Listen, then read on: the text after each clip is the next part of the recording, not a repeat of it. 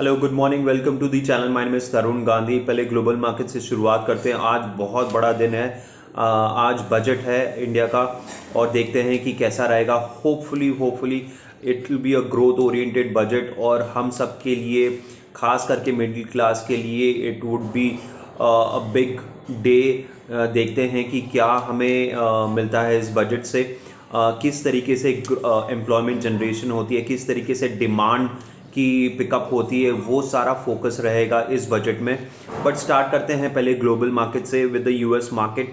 कल US market ने फिर से एक अच्छी शानदार रिकवरी दिखाते हुए high point of the day close हुआ, led by the technology stocks. Nasdaq was up by almost 3%, more than 3%. तो एक अच्छी खासी रैली हुई। फेड की मीटिंग के बाद लगातार 2 दिन से हम देख रहे हैं एक अच्छी खासी बढ़त के साथ यूएस मार्केट्स क्लोज हो रहे हैं। एशियन मार्केट्स की हम बात करें तो एशियन मार्केट्स एक्चुअली 2-3 मार्केट्स तो आज क्लोज हैं। Shanghai, Hang Seng and Kospi markets are close. Nikkei is trading very strong, so it is up by 1.5%। और एसजीएक्स निफ्टी भी बजट के दिन एक अच्छी खासी ओपनिंग टिक दिखा रहा है, करीबन 150 से लेके 160 पॉइंट की अपटिक दिखा रहा है। ब्रेंट क्रूड की बात करें तो ब्रेंट क्रूड एक $90 के नीचे अब आ गया है पर बैरल, जो थोड़ा सा यहाँ पे अच्छा संकेत है। गोल्ड 1800 के आसपास है, एक अच्छी बात है। Rupee has strengthen almost like 32 basis paise, तो it has come down below 75, so 74.61 का क्लोज आया, जो कि अच्छी बात है।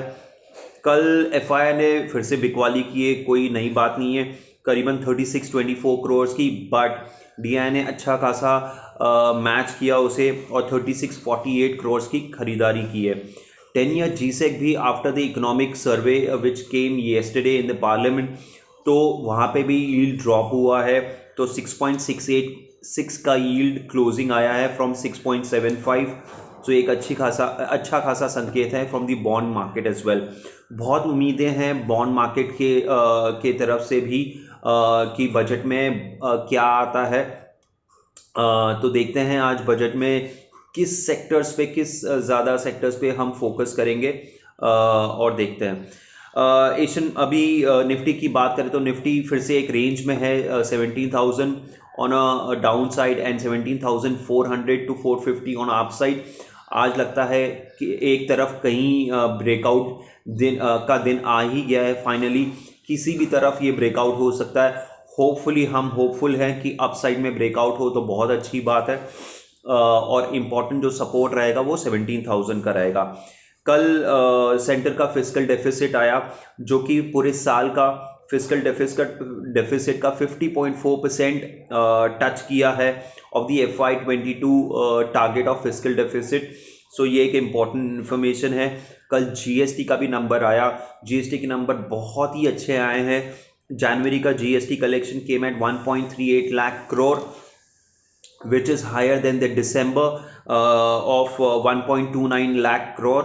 एंड अगर मैं ईयर ऑन ईयर बेसिस भी कंपेयर करूं सो इट वाज एट 1.13 जनवरी 2021, तो उसके सामने भी इस साल का जीएसटी कलेक्शन बहुत ही अच्छा आया।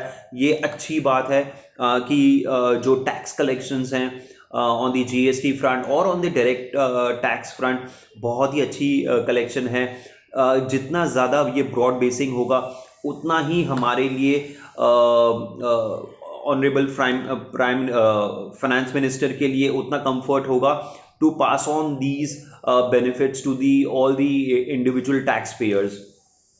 देखते हैं आज कैसा रहता है। बजट आज 11 बजे प्रस्तुत होगा by the honourable finance minister Nirmala Sitharaman. Hopefully सबकी नज़र उस पर बनी रहेगी और जो भी मार्केट अपडेट होगा वो मैं आपसे शेयर करूंगा during the market hours as well. And उनकी कमेंट्री क्या रहती है, की पॉइंट्स क्या रहते हैं बजट में, वो सारे ही मैं हाईलाइट करूंगा ड्यूरिंग द डे। अब आते हैं स्टॉक्स पे, स्टॉक्स एंड सेक्टर पे। सबसे ज़्यादा जो बजट का मुझे लगता है जो फोकस रहेगा वो होगा रूरल डिमांड। दूसरी चीज़, अगर रूरल डिमांड है तो मुझे लगता है कि एफएमसीजी एक अच्छा पार्ट हो सकता है। Second would be the auto sector, the tractor division, वो बहुत इंपॉर्टेंट है। तो इसमें आ जाता है महिंद्रा एंड महिंद्रा, टाटा मोटर्स, ये, और टू व्हीलर हीरो मोटो, बजाज ऑटो वो अच्छे भी कर रहे हैं कुछ दिनों से। तो ये ऑटो एंड एफएमसीजी फोकस रहेगा।